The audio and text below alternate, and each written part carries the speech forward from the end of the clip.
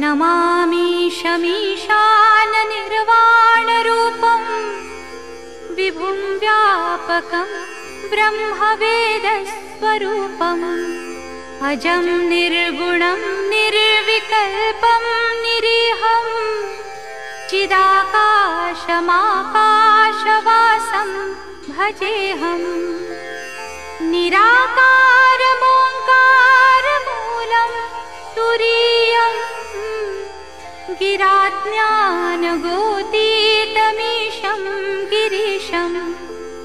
करालं महाकालं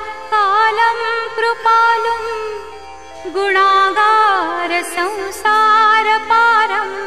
नतोऽहम् तुषाराद्रिसङ्काश गौरं गभीरं मनोभूतकोटिप्रभाश्रीशरीरं स्फुरन्मौलिकल्लोलिनी चारुगङ्गा लसद्भालबालेन्दु कण्ठे भुजङ्गा चलत्कुण्डलं भ्रूसुनेत्रं विशालं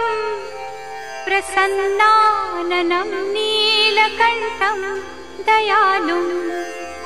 मृगाधीशचर्माम्बरं मुण्डमालं प्रियं शङ्करं सर्वनाथं भजामि प्रचण्डं प्रकृष्टं प्रगल्भं मरीशम् अखण्डं मजं भानुकोटिप्रकाशम् त्रयशूलनिर्मूलनं शूलपाणिं भजेऽहं भवानीपतिं भावगम्यम् कलातीतकल्याणकल्पान्तकारी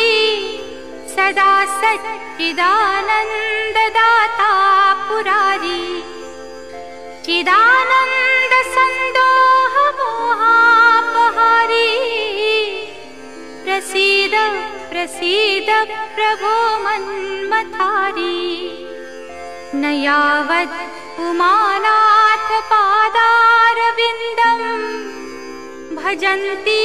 हलोके परे वा नराणाम् न तावत् सुखं शान्ति सन्तापनाशं प्रसीद प्रभो सर्वभूताधिवासम् न जानामि योगं जपं नैव पूजा